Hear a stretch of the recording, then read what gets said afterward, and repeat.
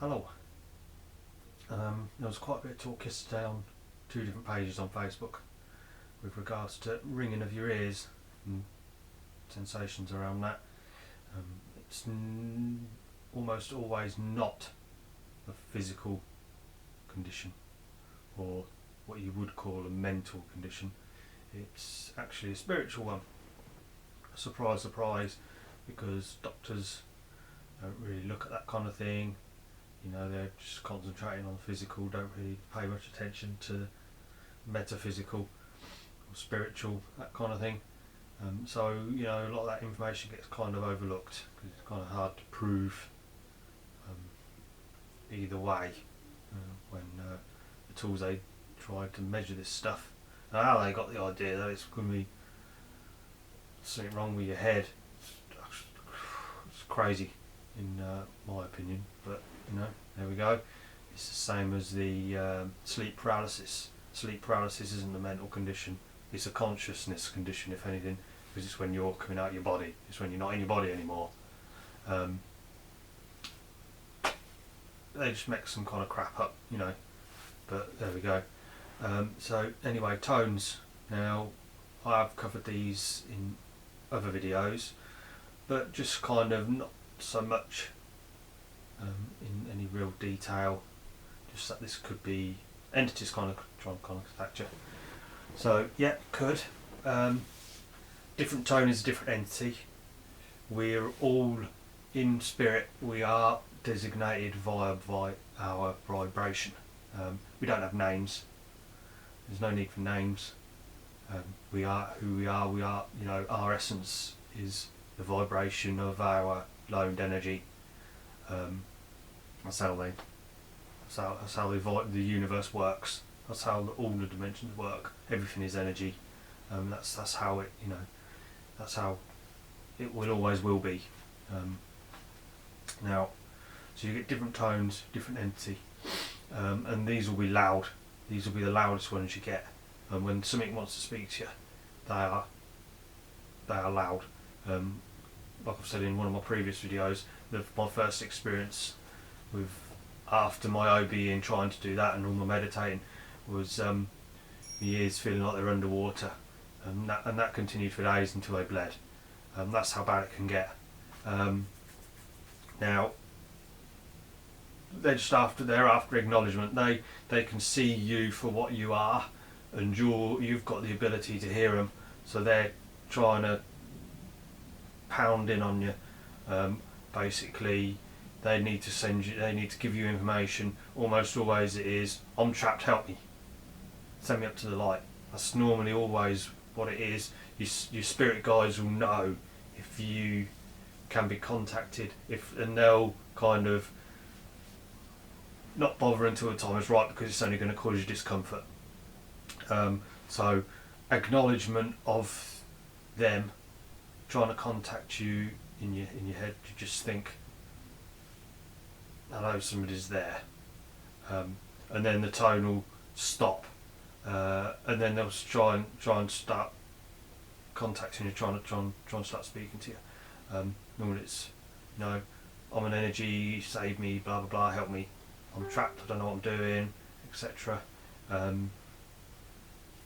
You could, if you want to help, just if you can't communicate with them, or you haven't got a dowsing crystal, just imagine light coming down and say in your head, please go up to the light, and then it will stop and go away.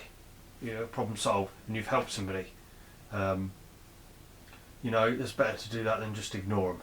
And it's better, again, it's better to do that than for it to be wrong, and it actually be a guide trying to contact you. At least you've tried to do something, because the guy's just going to look at this light coming down and think, I ain't going nowhere. I want you to speak to me. Again, if you can't speak to them, use a dowsing crystal. That's the obvious way, really. You don't need any special abilities to use a dowsing crystal. Just use that. So yeah, different tones, different entities. Could be passed over grandparents. It could be protectors, different guardians, different entities that are there to help you. It could be our creator. all kinds of stuff. It's different tones, different entities. Different tones you get. The next one down, I'd say the next one down that isn't so loud as an entity trying to contact you is when they're adjusting your vibration, or you've changed in vibration through stuff you're doing yourself. Maybe you stopped eating meat, or you started being more thoughtful, or you started meditating, that kind of thing. When you're doing it yourself, though, it kind of builds up over time. When they're doing it to you, it's just bam, and then it's just there. Now, I kind of said on one of the pages yesterday, if this happens and you start to get a headache, drink water. Because what they're doing is they're fine-tuning your energy bodies, the auric fields, and increasing their vibration. Because they don't affect your physical body, and then your physical body catches up to your other auric bodies, the templates of your body, and then that will manifest. It'll give you headaches and things like that. They will go away eventually over time, but if you just drink water, it will give your body the energy it needs to catch up quicker, and your headaches will go away. It can be just drink water and it's gone. I mean, that's happened to me in the past. I've had to drink it's all I ever drink now. I drink tea, well, because I'm English, a coffee in the morning. The rest of it is just water throughout the day, just water. There isn't a substance better for you. Why putting all this crap in your body? So drink water. The tone will go. Your headache will go, or however it's manifested. Normally it will normally be a headache. Everybody's different, so it can manifest itself in different ways. Like I said, the energies around you could get pressure in your eye, when it also, pain in your ears, like a pain here or this side or this side. It could, and again, that could be different depending on the type of energy that it is that's trapped. Like if they're in the belief system, I get it on my temple here. If they're on this plane, on the physical astral mirror, it's a pressure in my eye. I get. If they're insentient, it's like on my shoulder. It depends, but it's kind of all the same thing. So that's the lesser tone. Now there is like a monotone, I'll say. Whereas if you're quiet, you can hear this constantly all the time. It's always there, and that is the data, like coming up and down the channels, through the silver cord up to our creator, and then on to origin. That is the sound of the group consciousness. That'll be there for everybody. There is no way of getting out of it. It will be there for everybody. Now, it can be louder or quieter depending on your sensitivity. And what I will say is, your chakras, these tones, all their communication, spirit, all the intellectual stuff, your intellectual thought, that all comes through your three higher chakras. Your crown, your third eye, and your throat chakra. That information comes through and out through those into the spirit. It's your thought process. That's all in that all comes through those chakras. So if you're meditating a lot and being trying to only trying to be as light as possible, you're only concentrating on the spiritual stuff. You're not thinking about the physical stuff. You're trying to live in the higher realm and not the physical realm. If you're concentrating on that area, it's those three chakras are going to be at their most. So again, that's going to make these tones louder. So what you can do to kind of counteract that is you've got to concentrate more on the physical. We are in a human body. The human body needs a base 3 chakras to work. If you don't have any input with those, your body, you not only will you have problems with your body, you'll be like all up in the air and all floaty because you're only in about spiritual stuff. And your kind of body suffers. So earth yourself. If you earth yourself, like every morning, it will kind of re-engage and keep the base chakras clear, because you're keeping the base ones to earth.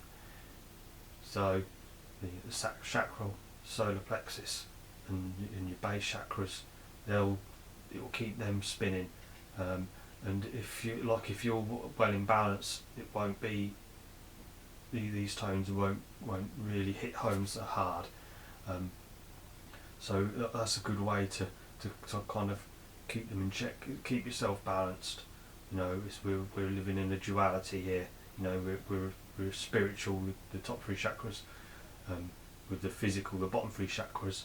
Of course, you've got your heart chakra, but that's the link between all of them. So yeah, that's all that out of the way. Now another thing I want to just go quickly, so I don't have to bother making two videos. I was kind of shown like an analogy in my head, because someone was saying, you know, oh, we are separate from our creator. You know, well, no, we're not separate from our creator. Our bodies are our creator. You know, energy. If the very first sentient entity that came into birth, all of this energy is his. It's on loan. You know, he gives us it gives us a physical body, astral bodies, energy for these bodies, energy to use, energy to manipulate in finding out what it is. You know, we are independent of that energy. I mean, we're independent of that energy when we're moving between dimensions. When we go into dream dimension. Those layers in between are void. You know, in between the dimensions. If you imagine a book, when you open a book, the pages are separate. So when we're going from one energy body into another energy body, that's void. You know, we are separate of all energy in that transference. We are not energy. So if you kind of imagine your whole body is the creator. It is everything. Obviously, I'd be really, really fat of a person, because I'll be to infinite every direction. If you imagine my body is our creator, and then our arm would be our source, one of the 12, and then our fist would be our oversoul. Now, obviously, I'm still all, you know, it is all of the creator, but my fist is our oversoul. And then when we manifest into the physical, we make a finger. That is then all I am here now. Now, talking about ego, what happens is, this fist, I'm going to get this, because I was actually going to use dirt, but I didn't want to really get my hands wet. Now, this is the physical dimension, and these are all the lowest vibrations. Now, really, that it'd be layered, like if I had oil and things like that in there, so you could all see layers. Our fist can't experience this dimension. It won't fit. It won't go down. It can't. So it makes. Well, I say it makes. We made this dimension. We made this ourselves as a fist. Collectively, we made this dimension. Now, scientists are actually discovering. Well, they did discover it a long time ago, but now they're doing more tests on it. That our surroundings are affected and created by our sentient awareness. So we create this in our thoughts, our oversoul, not our finger, because this thing's much more powerful. We are, as in our duality, is much more powerful than this, mainly because of belief. But so we create a finger. No, my finger is us. Should I say we can get up to like around a 12th of ourselves. We can divide ourselves up to have many lives all at once. But we create inside a body. So a body is born into the physical universe, and we put into it our sentience. And now we can experience. Now what happens is these energies all collect. So because we're thinking we're creators, we like attracts like, blah blah blah blah blah, and it comes out dirty. Obviously you can't see, you would have in dirt, but I don't want to get my hands dirty. So you can't go back, because what will happen is this will taint our oversoul. So what happens is, it keeps going back to learn more, to experience more, and also to try and clear karma, the collection of energy. So it keeps going back, no still day, no still day, no still day, and it's keep going, going until we finally learn, and it'll come out clean. So then it's done. Now, all those experiences while you're in here, which is why we are created, go back to the fist, and that goes back to our source, and that goes back to our creator, to our creator's creator, origin. Goes all the way back, it filters back through the silver cord to our oversoul, and then through our oversoul's cord back to our source, and then through that source back to origin. So we are the sum of these in our actuality. At the minute we only think we are this, and we don't know anything about this. Now the one at the top can see all the way down, and it can see all what we're doing and everything, but the one at the bottom, because of the lines of communication are so thin, the tip of our finger, us, our current awareness, can't see any of this. It's just completely and utterly blind, because the lack of communication, the lack of bandwidth you can fit down this cord is so small, it just can't comprehend it. So it takes learning. Now, as soon as you can communicate with spirit, you can ask questions, you can learn, and then you can kind of get it. Now when I make all these videos, what I do when I've finished, I'll speak to my guides. I'll say, is this as accurate as I can portray with my current understanding? And they'll say yes or no. If they say no, I say, well, what part of their video have I made which is wrong, and then I'll cut it out and I'll start again. So I like these to be as accurate as I can possibly portray them, because there's no point in giving people duff information. So you try and think about it like that, and you'll find that the analogies will fit other people's analogies, and when it comes to back going down to the Bible and things like that, it really is just wording and terminology, the differences. You've got to remember that when man wrote that book, and it could have been changed God knows how much. Well, obviously our creator does know, but not only that, when wording it, if the parts that did come from spirit can only be worded in their current understanding of how it all works. So all information that's ever presented to you, you've got to take it with a pinch of salt, add it to all the rest that you've learnt, and the obvious answer is to then ask your guide. If you want to learn and you want to get through it all, ask your guide, and then they'll help you. So that's made probably my longest video. I'm kind of running on 18 minutes by the look of it now, so I'm going to cut it there. Hope you all be well, and I'll speak to you later.